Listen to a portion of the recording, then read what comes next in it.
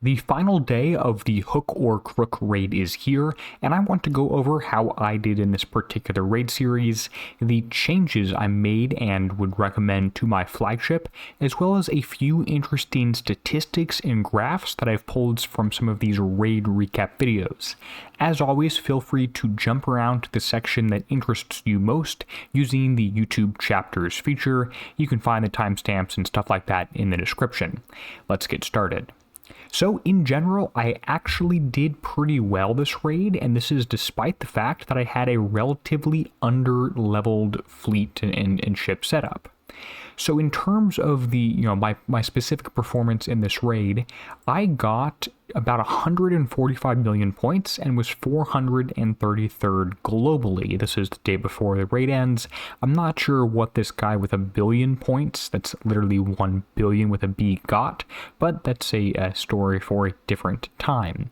Now, I got basically everything I wanted, and in terms of the raid prizes and what I would recommend getting, it's sort of all the new stuff. There are definitely some nuances to go with that one. These 3 skins here I would not get unless you have plenty of extra points, because as you can see, this gives a 2.5% radioactive damage for this fancy looking skin, but if you scroll all the way down to the other Invictus skins, you can actually see that you can get some for 9.5 million points that give the same 2.5% radioactive damage. Although, if you're spending 10 million points on a skin, you probably have enough points to spend 20 million on there. I would not recommend getting either of these crews. The only advantages to these would be to run through some TLCs or something if those are super crazy. There are Defiance officer chests, which I'll go ahead and redeem 10 of and open them here live for you in a few minutes, and I would definitely recommend picking those up. Pick up any of the Soul Invictus build tokens, Invictus and Defiance build tokens you need to do refits to get your ship working. I did get the flag or the Soul Invictus. That was definitely very helpful. I might get some of the launcher enhancement chests. These are going to be a much better bang for your buck if you are not at all legendary weapons than spending 10 million points or 20 million points on a skin would be, just because there's a pretty big difference between even epic and legendary weapons. So if you have not already been collecting these, I would if you have the extra points, although even with 145 million, I have still yet to redeem those. The Invictus upgrade kits are nice if you are not at all X1. You should definitely check and make sure you have enough kits to get to X1 on everything. For the Invictus and Soul Invictus, remember these things are different. Now, the new Invictus kits that came out were the Capital Cores. You cannot pick these up in any other event period, so make sure you redeem all of these right now if you want to get your ships up to that X2 or Cap level. It is generally worth it, although I'm a little bit behind on these ships, so I might not get mine there. Of course, the upgrade tokens are nice and work on the cap level as well. The flag only works on the flag, the Defiance only works on the Defiance, but the Invictus one does work on your regular Invictus, even from X1 to cap. So definitely make sure you pick these up if you have extra points. This helps save shipyard pressure, which is sort of the name of the game at this point. Now, the interesting thing is the Defiance evolution fragments. I happened to write down that I had 5 extra after bringing my fleet or my ship up to E8, because otherwise, if I go check on my Defiance, because it's at the current maximum level, I can't see how many Defiance fragments, evolution fragments I have. Now, the workaround to this is to submit a support ticket up here and go through the AI and just keep spamming that button until it connects you to a human. Customer support can check your account and tell you how many fragments you have. The fact we can't do it ourselves in-game is pretty infuriating, and I'm quite honestly recommending that you submit tickets and ask them to check for you, because if everyone does that, and they will tell you, they've told me 2 or 3 times, if everyone does that, they will eventually realize it's pretty dumb that we can't check ourselves, and will therefore add it to the game. but make sure you redeem some of these. You likely cannot redeem enough to get up to E10 right now and have to redeem some in the third strike. If you're curious how many you need, I do have a table for upgrades, which includes the kit information. Off the top of my head, I think it's 150, 175, 200 or something for the last 3 levels, of which you only have 2.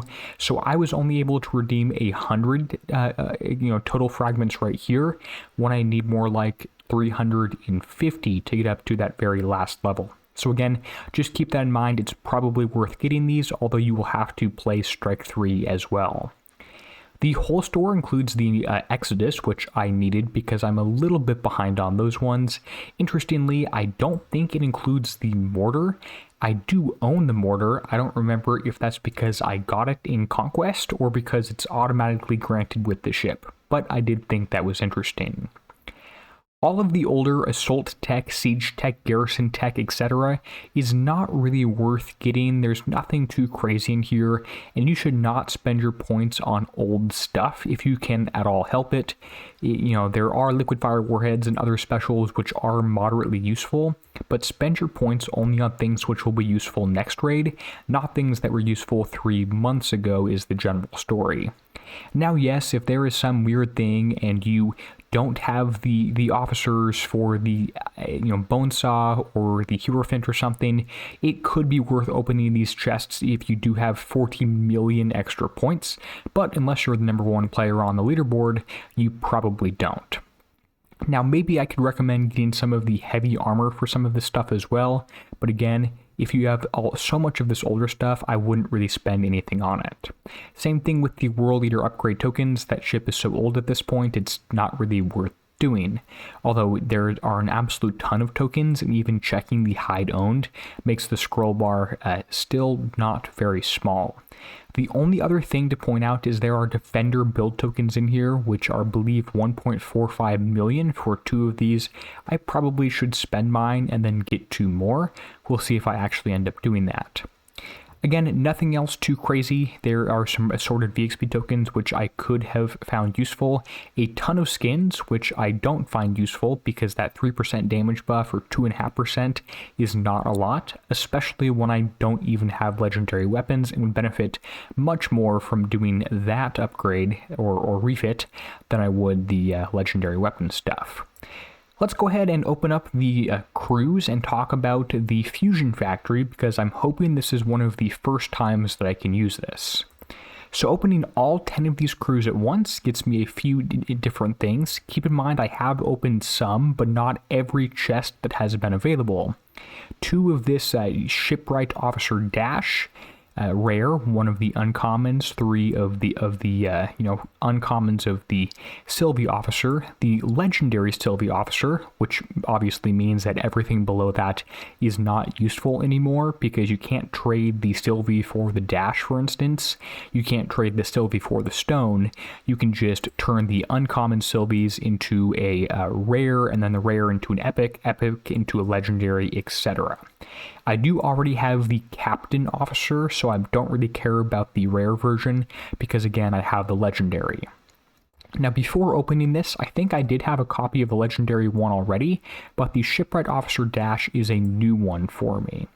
So taking a look at what I currently have equipped and the current officers on here, I have the Captain Darrow, which is, the best one by far, and this actually is a pretty powerful one.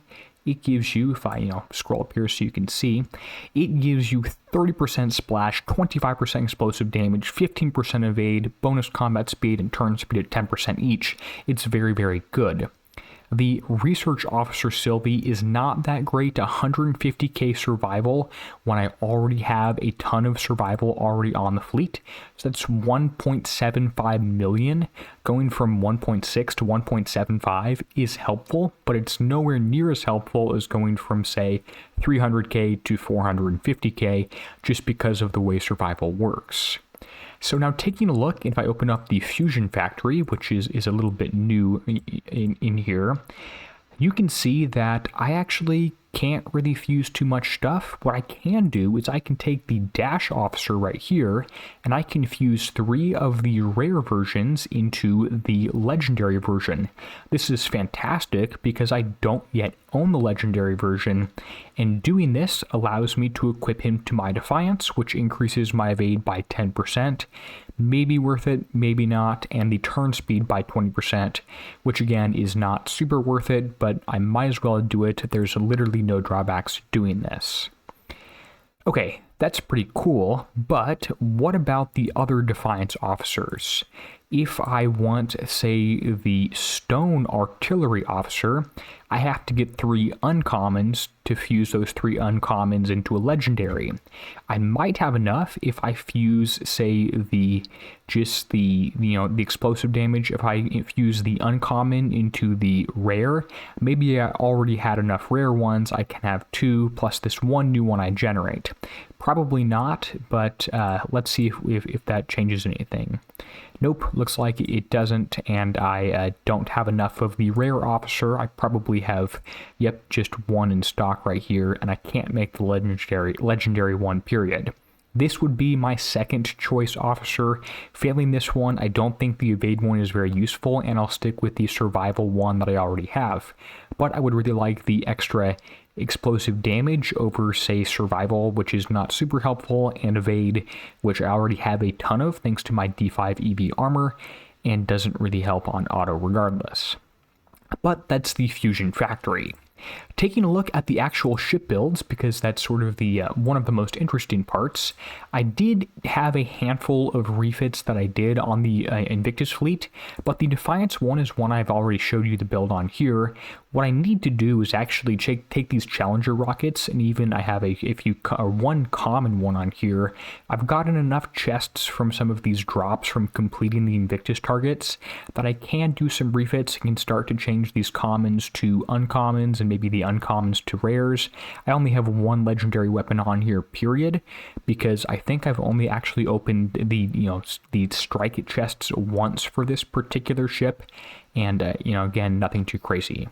The cormorants for sure work and are for sure helpful. I've seen the sprints fire a handful of times in the 1202 target. I have not zoomed in close enough on the 1203 to see if they fire, but I think I'm okay with 2 of these on here. I don't want to do any changes in case it hurts my auto time on the 1202 and the next raid, the 1204, but I'm not going to rush to put these on here if I didn't have them.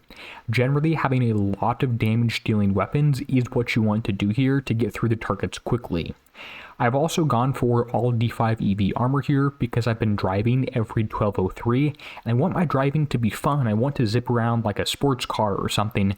I want to have high combat speed, and then the evade is also helpful, even if it is a negative and adds 8 minutes of repair time per plate. That's 4 in the raid, but whatever.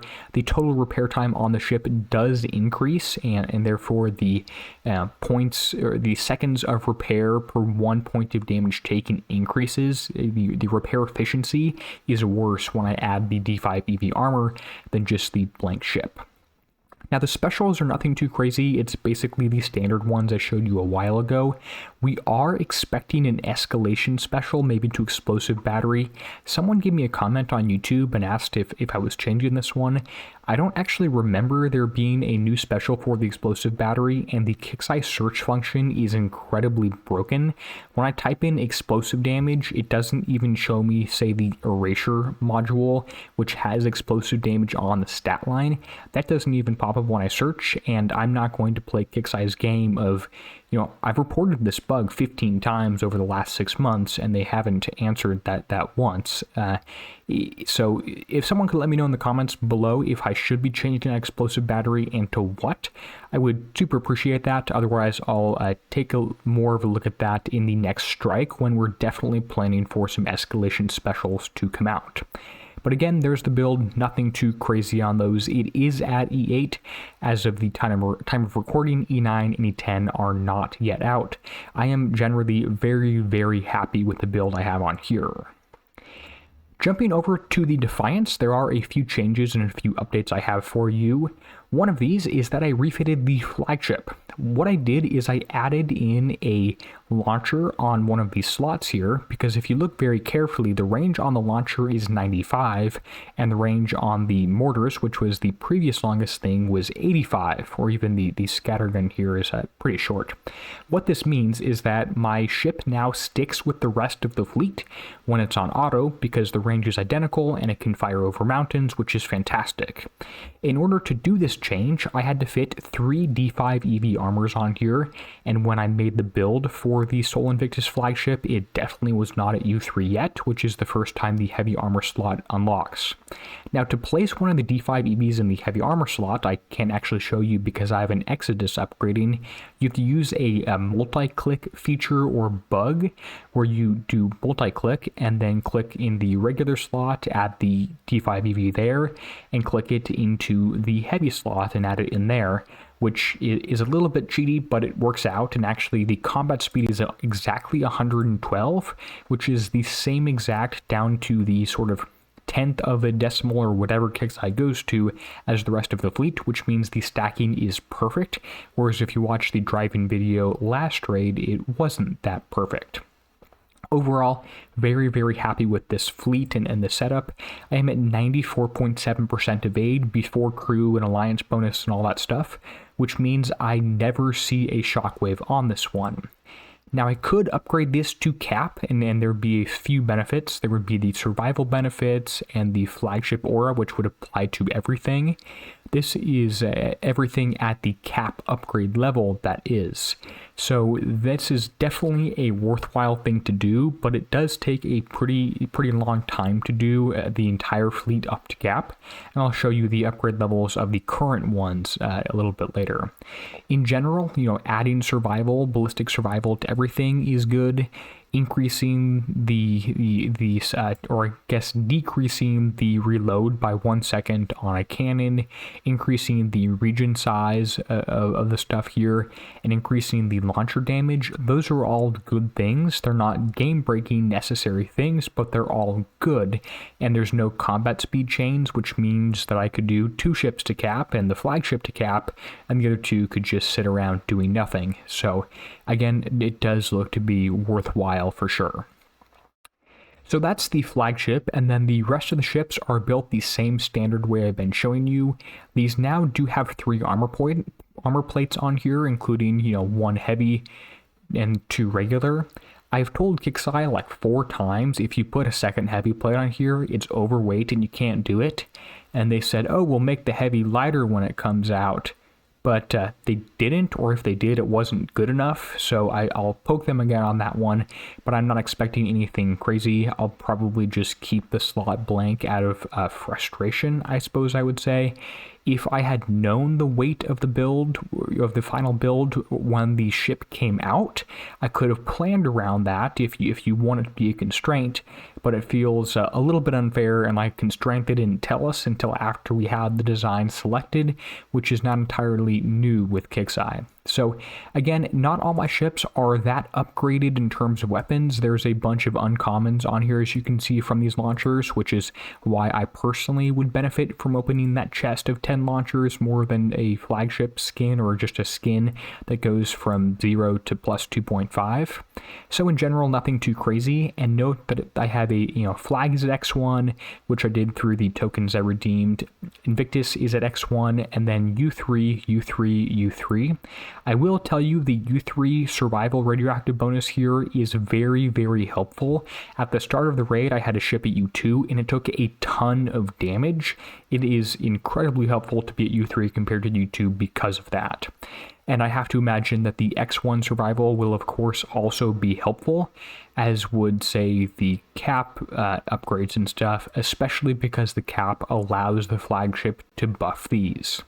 What I will probably do is just go bring as many ships up to cap as possible, and if I have half my ship at cap and half of my ships at U3, that's probably better than having them all at X1, but the sort of performance I'm getting in these targets is I'm able to do even with a 3 ships at U3. Speaking of performance in these targets, what am I doing and how am I doing these? Well, I am using the Defiance to auto the 1202 for such low repair I couldn't even tell you what it is. It's like half an hour at maximum. I just auto and stack up a bunch of 1202s. I drive the 1203, which I put a video out on. A relatively quick path to do, takes 3 or 4 minutes to complete the target, and takes about 20 minutes of repair. I'm sure I could drive a little better and do it for instance, but I stack up so many of those things anyway. I just get it done quickly and have fun driving that one. So that's the Defiance targets, and if anything, they are easier than the Invictus targets. The Invictus targets, surprise, surprise, I have been autoing the 102 for very reasonable repair, roughly 3 minutes, and actually autoing the 103 as well for about 1 hour repair, entering right where the draconian symbol is on the top left of the target. I usually go in and make sure the fleet stacks up and then let it auto the rest of that. And I have no complaints about doing it that way. As you can see in terms of the points I got, it has worked out very, very well for me here, even if my ships are not yet ranked. Don't tell me, but I'm a little bit lazy with that last mile ranking on those, or stingy with my strike points. So that's what I've been doing in the raid in terms of performance on the individual ships. Now, the other thing I do want to show you, now that I've gone over the ships, I've gone over the sort of raid prize advice, is if you have paid attention to some of these raid recaps for a little while, I've been talking about how I did and how my alt did. I've elected to take this one step further and do a little bit of sort of graphing to figure out how well have I been doing every month and what's the trend been like every month. So I've started capturing some of these things in terms of stuff like how well did my alt, who just hit one target and retreated, do? How well did my main account do, or my only account do, in terms of millions of points I've gotten? And then what position did this end up in?